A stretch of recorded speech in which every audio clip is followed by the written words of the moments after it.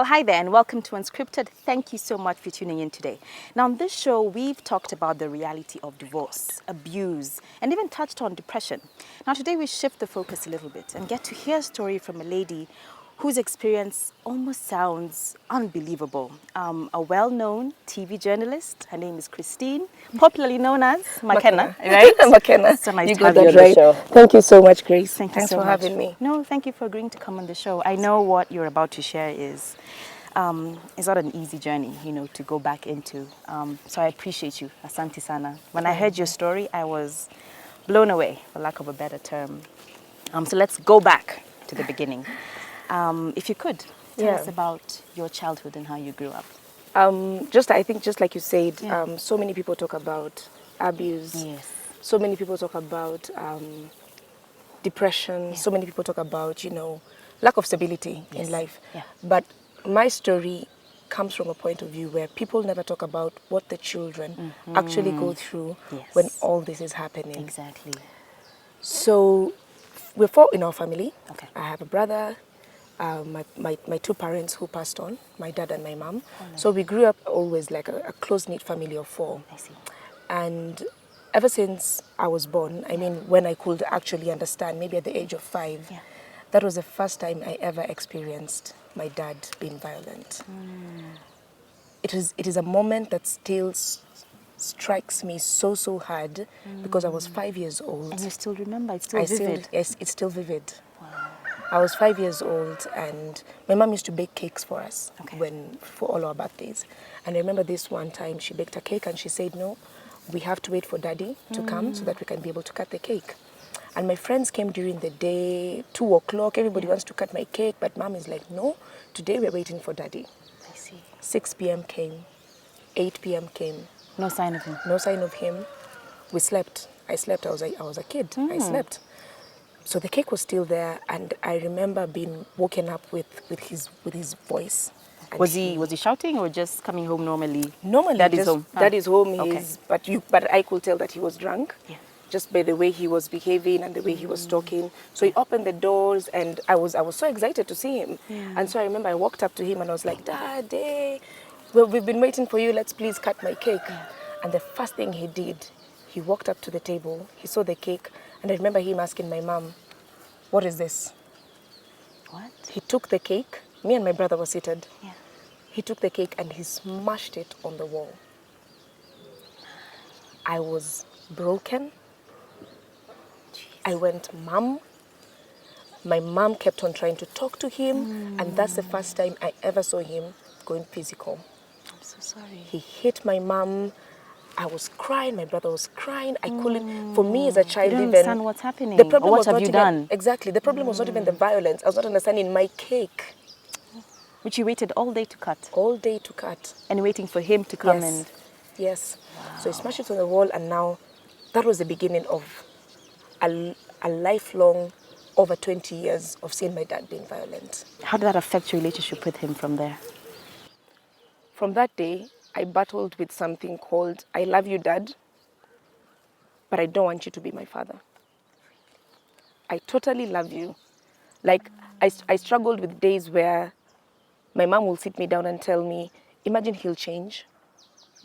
Don't worry, guys, he'll change. Maybe this time I was a teenager, when now we could have conversation, and I tell my mom, why are we still with him? Why? So it will be, even my relationship with him will be, hi, laugh a little bit, but it's, I don't want you to be my father. No, I was terrified. I keep on saying this even to the people that I've shared this story with. I grew up, and later on in life, right now is when I can actually, right now is when I'm going through post-traumatic stress. Right now? Right now. How many years later? Are we allowed to share that? Over 20. Got it. Over 20. Over 20 years later. Because where we used to live, we used to have a gate that always used to open and close, and we had doors. Yeah. And I remember there are days that he used to come home.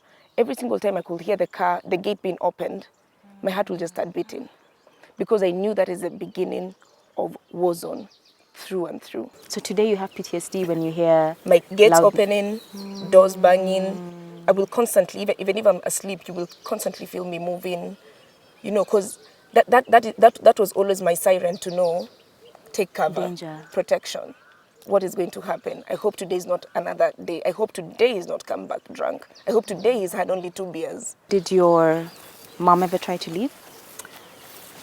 Something else I tell my friends, we've moved over 15 times.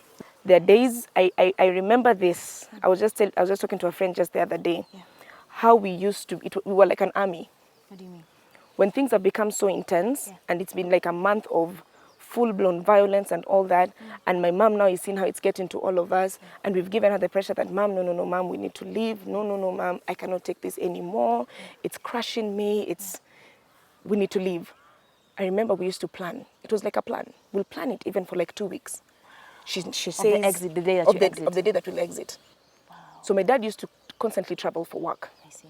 So we will either time around. She knows. She's like, he said next month on the 13th he's going to Kericho. So that's the day. That's the day.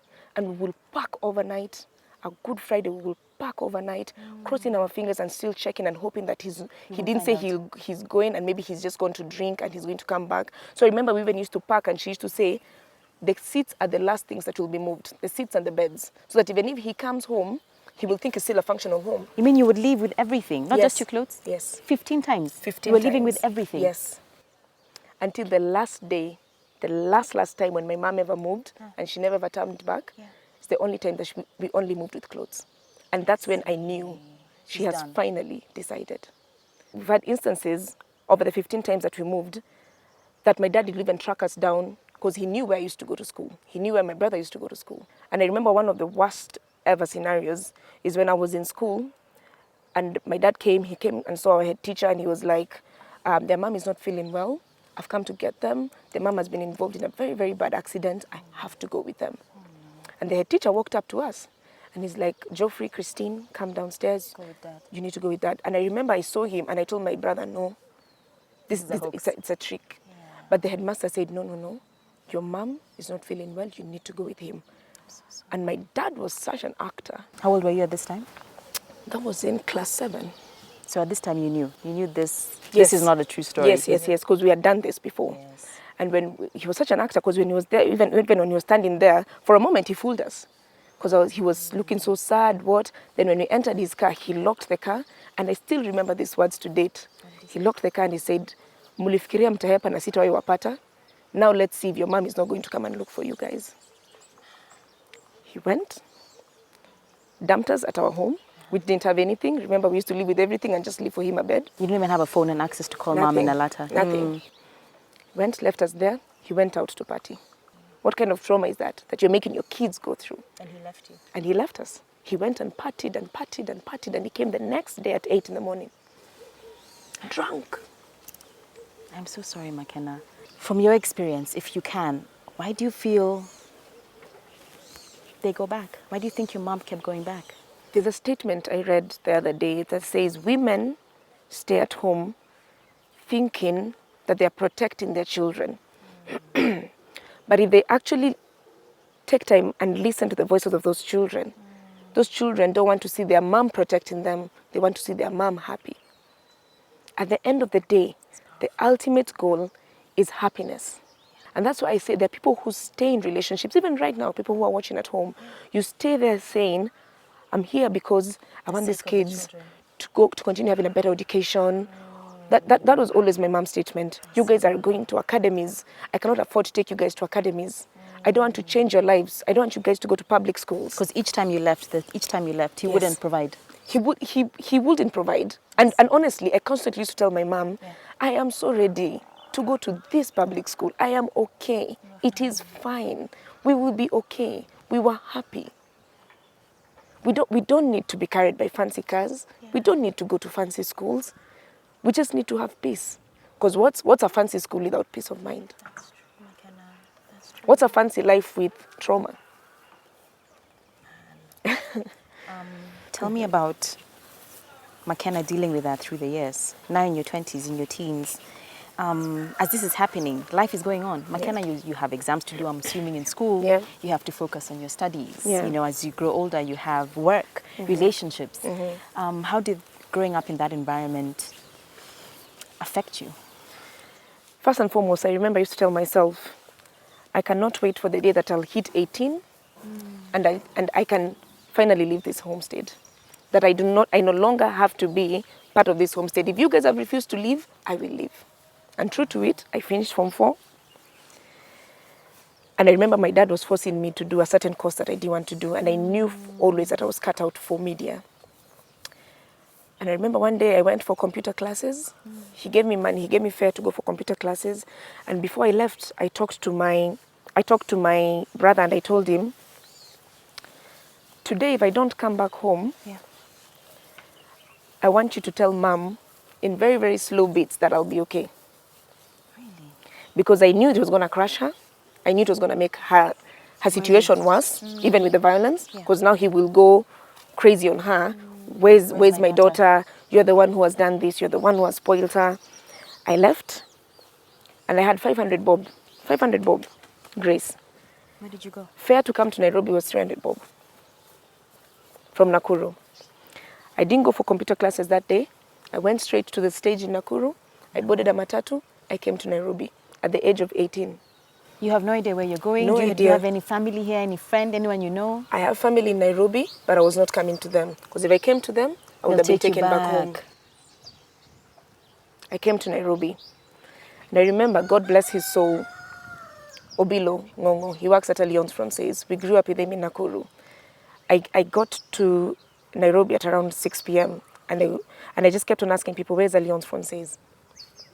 And I was taken all the way. I met a guard there and I said, I want to speak to Obilo. He said, Obilo is not here today, but you know what? You can get him tomorrow. And it's in the night. Where am I going? What am I going to do? But faith, of course, very prayerful. My mom has brought us up going to church. Yeah.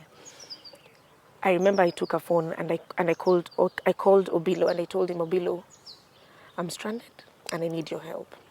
He directed me and he made me actually go to his house.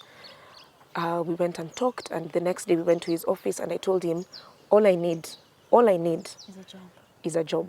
I can act. You know I can act. I've been acting for the longest time in my life. I just want you to put me on a stage and that will change my life. You know what? Time for a short break. We'll be right back and get to hear more. Makena's very, very powerful. Christine, thank you for sharing your story with us. You were telling me you found something to do when you got to Nairobi. Yes. Take us back again, yeah. So Obilo, once again, God bless his soul. Yeah. And welcome. Thank it's a you. beautiful setup. He got me into acting, of course, on stage, and I did that for a couple of years, and from that I just moved on to acting on TV. Yeah. And really, my path just kept on flowing and flowing and flowing through and through and through. And of course, during all this happening, I lost my mom during the process. So even before that, when you started how was that? So did you ever contact them and tell them, look, I'm in Nairobi, I'm fine, I have a job? Yeah, how did that progress?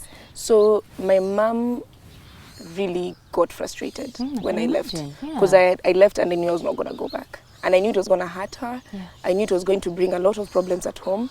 But I just wanted a different space for me so that I can be able to get her out of there. I knew if I had a job, if she sees me empowered, then maybe she'll think and now say, my job is done. I've raised the kids. Now I can leave. So you mentioned the struggle that you went through at home. You told me about your mom. Yeah.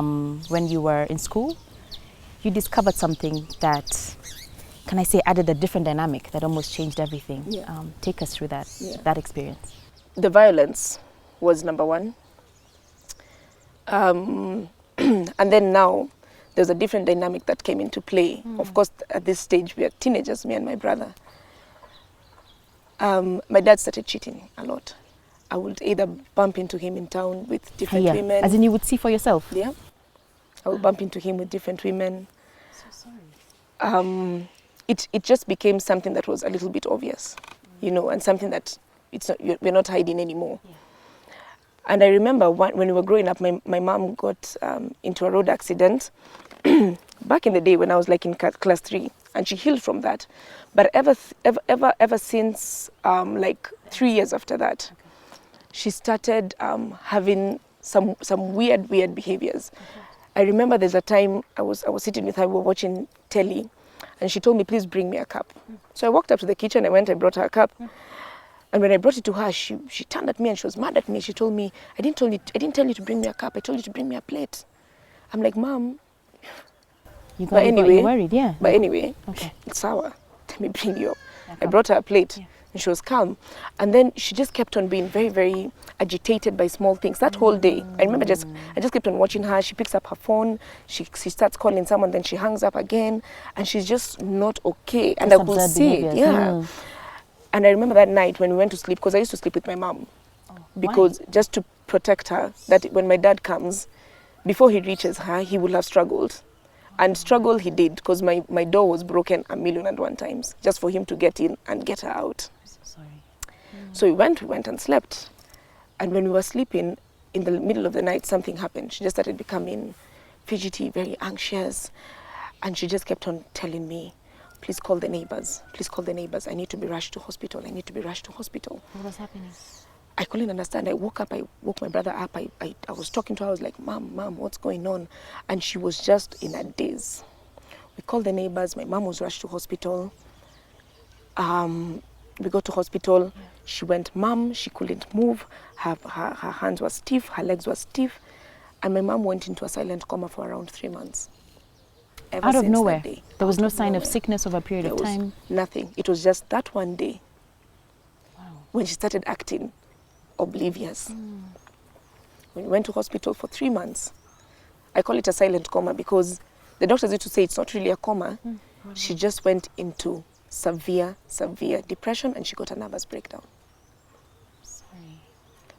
So those are the things that up to date I still think about. I'm like, she didn't have to go through that. She didn't at all.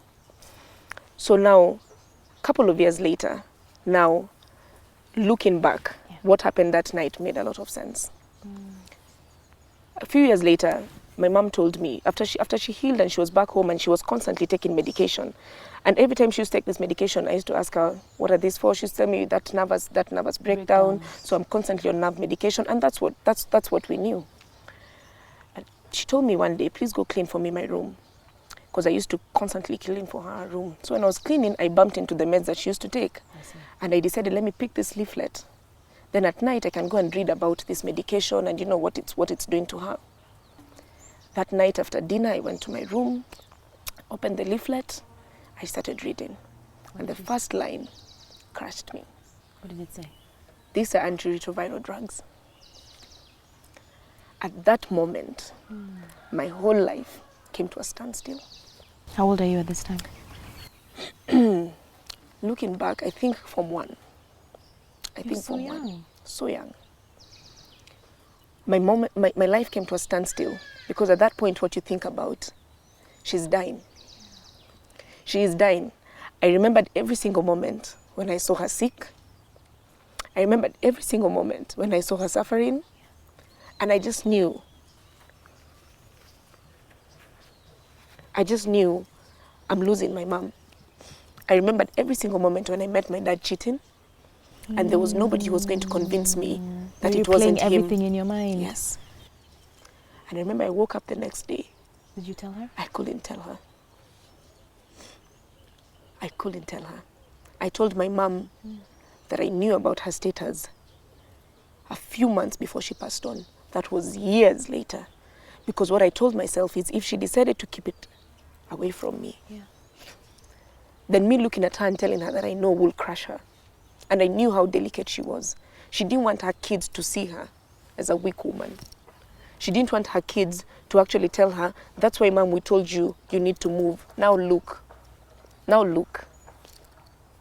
You mentioned you used to sleep with her in your bed to protect her from your father when he was violent. Yeah. What I'm seeing is, Makena, you had to grow up so quickly. So quickly. You almost play the role of a parent in that home when you're supposed to be a child. Yeah. Do you have any childhood memories? Do you have any moments where you were a child that you can recall? A couple. We used to have beautiful Christmas. Up to date, I still put up a Christmas tree because of my mom. You do? She made Christmas beautiful for us. She made Christmas beautiful for us. Even with all the manic at the craziness in that house, Christmas was the most special time for us. And that's why up to date, I put up a Christmas tree for even over 2 months. The whole of December, the whole of January, I take it down in February. Because those are the moments. I know all the Christmas songs. I listen to them in my heart. They're there because that's what she did to us. And she and in her amazing ways, she really used to make us happy. She really used to make us happy. She knew what acting used to do to me, so we will sit and watch movies with her. Oh, really? Yeah. So you started the love for acting from a long time ago? Yes. We need to take a short break. We'll be right back with more from Christine. Please stay tuned. There's so much more to hear from this amazing young lady. And welcome back, Christine. Thank you so much for being here with us today.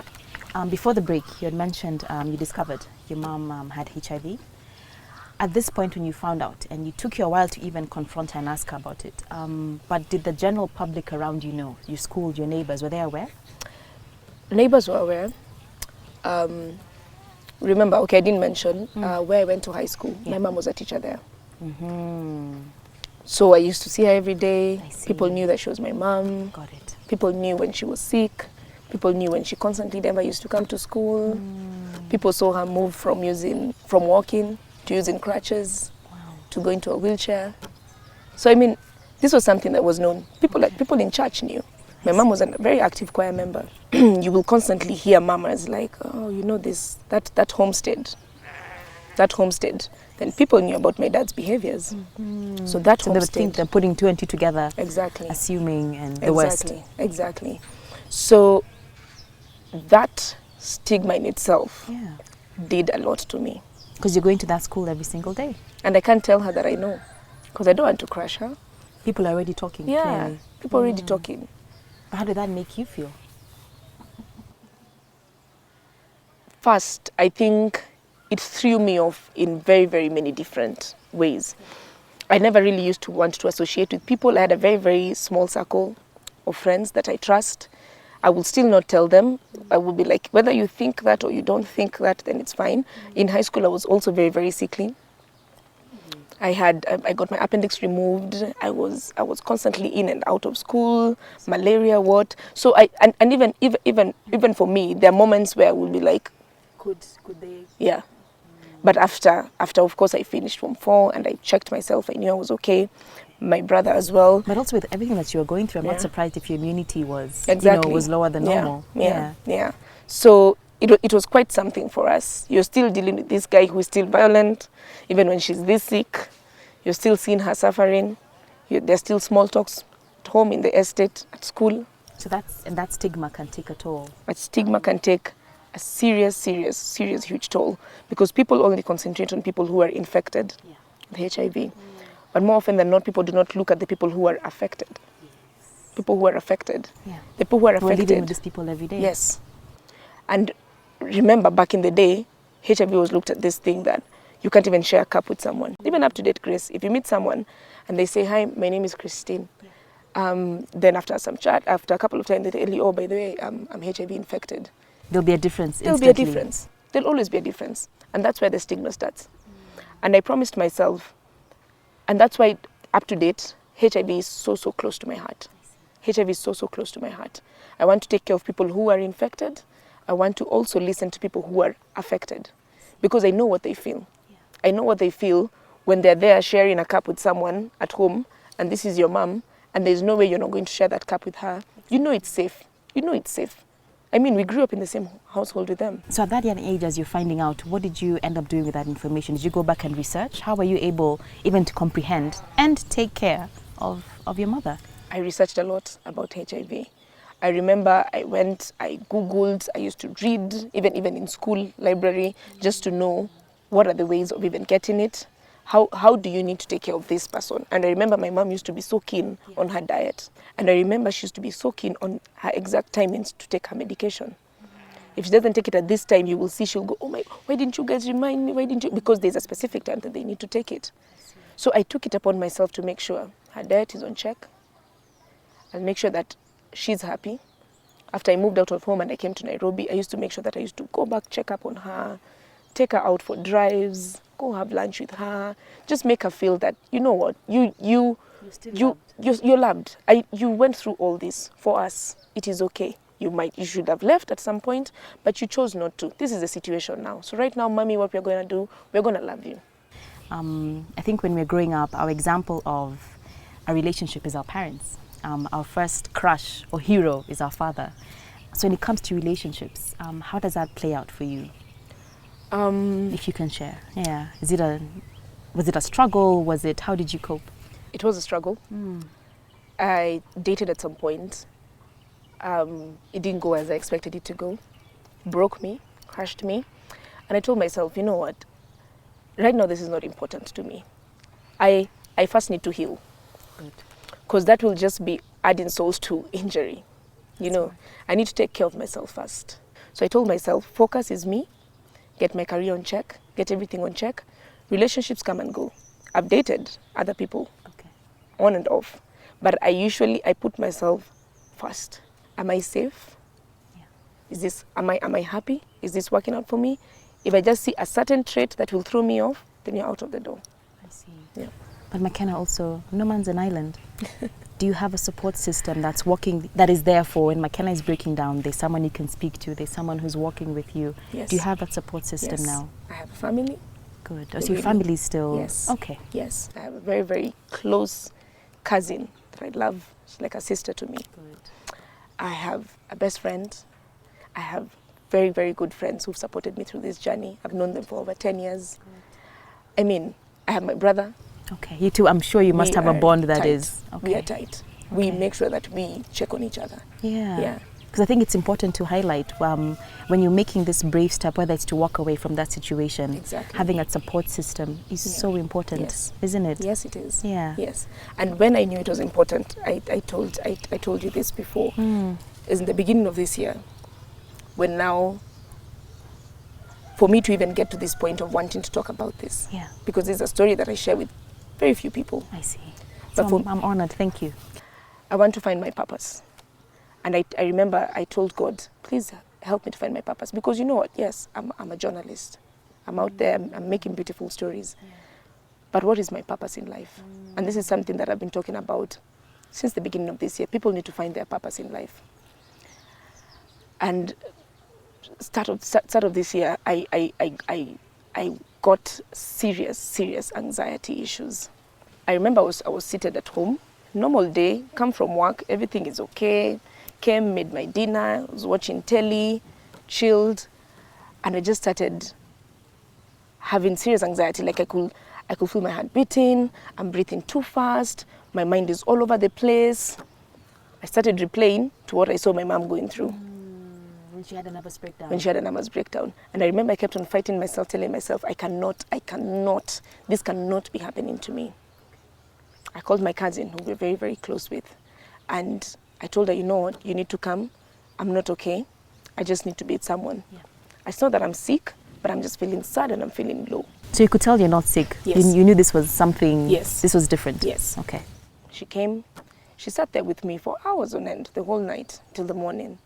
And in the morning, I told her, all I know is that we need to go to hospital, tell a doctor what I've gone through, but I know I don't need medication. This is not for meds. She took me the whole day. We went to different hospitals. What are they saying? So the doctor listened to me and he listened to me and he told me, Christine, everything that you're describing, because he took me back a couple of days before. That day, what did you do? At home, when you get there, what exactly were you listening to? What were your thoughts? And actually, when he makes you pause and think, he wrote it down and he told me, these are signs of clinical depression. These are signs of clinical depression. And I remember I looked at him and I told him no. You fought that? I was like, no, I'm at my happiest. Because it's happening now when you have a good job. Good job. You have good friendships, yes. Support systems. Stability. I'm at my happiest. And he told me, I'm not going to be able to explain this to you better. I want you to see a psychiatrist. I had the name psychiatrist. I was like, no. Why? I'm not mental. I still know myself. I can still drive myself back home. Okay. So no. You guys are, no. So what did you feel was the next step forward in terms of treatment? I just told myself, I think it was just a bad day. I needed to cry. and I needed to look for a couple of friends. We laugh it off, and I'll be back to normal on Monday. So you're in denial? I was in There's denial. no depression here? Yes, there's no depression here. On Monday, he booked me in to see a psychiatrist. I said, okay, fine, I'll go. I went, I saw a psychiatrist, told me the same thing, and he told me, now I'm going to give you medication to help balance your dopamine levels. I didn't want to fight him. I took the medication. I went home. I told God, I'm not taking this medication.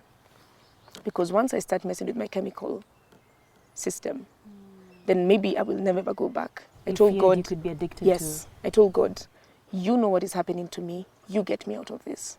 I still have that medication in my drawer to date. The other thing that the psychiatrist did, he told me, you need to see a therapist. Did you do that? I did. I'm still seeing a therapist today. Bless her soul, Dr. Mary Gitao. She's the best. She's the best. I have to ask this for someone at home. Like we said, in the African culture and society, you remain quiet. Yeah. It's a silent battle. Mm. How do we end the stigma of it's okay, ask for help? How do we get to that point? What can you tell someone at home to reach out and seek help? First, I will say friends are very important. I remember my mom's friends were always there telling her, no, move out. We are coming to get you. You're not going back to that home. Okay. No, no, no, no, no. Yeah. But every single time you go back to this thing that we should actually run to when it's family, they're the ones who should be able to say, you know what, the end. This is not making sense. But that wasn't happening. That wasn't happening. And honestly, I think the African culture needs to come of age. I think we're getting there, but we really, really need to come of age. And if I could take you back, speaking of healing, one of the things they say when you're in your season of healing and you're seeking healing, forgiveness is part of that journey. I don't know if I can ask this or if it's possible. Were you ever able to forgive what your father did to the family? I still struggle with what my dad took us through. I still struggle. I still struggle a lot. My mom passed on first in 2013. My dad passed on in 2015. Sorry. And I remember even when my mom passed on, I was really fighting with God. I kept on asking God, are you even serious? As in her, who was so innocent. Yeah, then him, he's still here. He's still, as in, are you even kidding me? And him, was he sickly like her? No. Ever? Ever. Wow. So later on, through my research of, of course, just studying about HIV, he was a carrier. He's a carrier. Carriers are strong, they don't take meds. So him, through and through, he knew he was okay. In fact, not once, not twice did he always blame my mom. But I remember after my mom passed on, I broke down and I had so much bitterness for my dad. I can imagine. I never wanted to see him. After the burial, there was supposed to be a family meeting. I said I cannot sit on the same table with him. I can never sit on the same table with him. And I struggled with bitterness for those 2 years. And in 2015, when I got a call to be told that he was in hospital and he was not going to see another day. And my brother just told me, you know what? Go for closure. Just come. Come and talk to him. Do your part. Then leave the rest to God. Because that's what even my mom always believed in. She said, always forgive him. Forgive him. He's still your dad. Forgive him. She raised a good woman. Yeah. She did. I went back to see my dad. And when I went to hospital, he couldn't talk. He was really, really sick. And I remember I just talked to him. I knew he could hear me. And I told him, Daddy, I forgive you. I forgive you for everything that you ever took us through. Done. For the pain. Well done. And I'm just setting you free.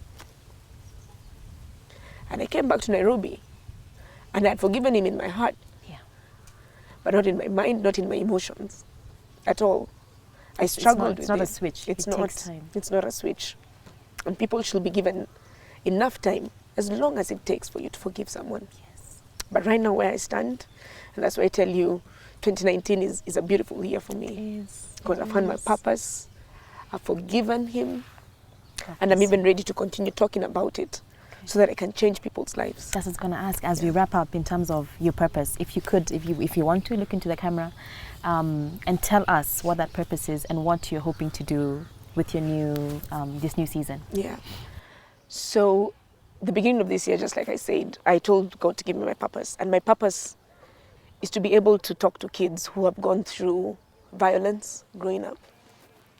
Kids who are either infected from maybe the sins of their parents, or maybe just really not even sins, that's victimizing, just mistakes that happen. And maybe you're infected or you're affected, and you have this pain in your heart. My purpose is to be able to reach out to people like you through my story and through a campaign that I want to start, which is to empower homes to break the silence. I want parents to be able to go home and tell their kids when they're infected. I want parents to be able to go home and listen to their kids when they tell them, it's time for us to leave. It is. Because this is going to break me. And give your children a voice. And give your children a voice. Ask them, how do you feel about this? Yes. I can't believe that's all the time we have, Makena. I wish I could have you for longer. Your energy, your positivity, and what you're planning to do for other people who could be in similar situations, asante. And for that, I even have a special gift for you. Thanks to our special partner, Oh, wow. Faraja Tea. Great. I have to show you what's inside. Niko na t-shirt, unaweza nayo. Ah, good. A hat for this hot weather. For this hot weather. And I'm constantly chilling here. Right? Oh yeah, this is your spot, Yes. isn't it? That's how we ended up here, guys. We're here at Evergreen Park. Beautiful nature, amazing.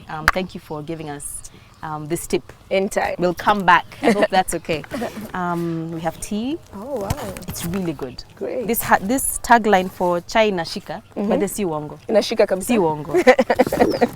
And this is just a small token of appreciation. Thank you so much. Thank you for sharing your story with us. Thank you. The tagline for Raja is comfort after struggle, like relief after hard time. So I think it works well. Yes, it does. With what we've discussed today, I wish you all the very best, and I thank you so much for coming on the show. Thank you, Grace, for having me. Thank you. Yeah. Thank you at home for watching. This is Unscripted. The hashtags are right below. Please do reach us if you would like to contact Christine.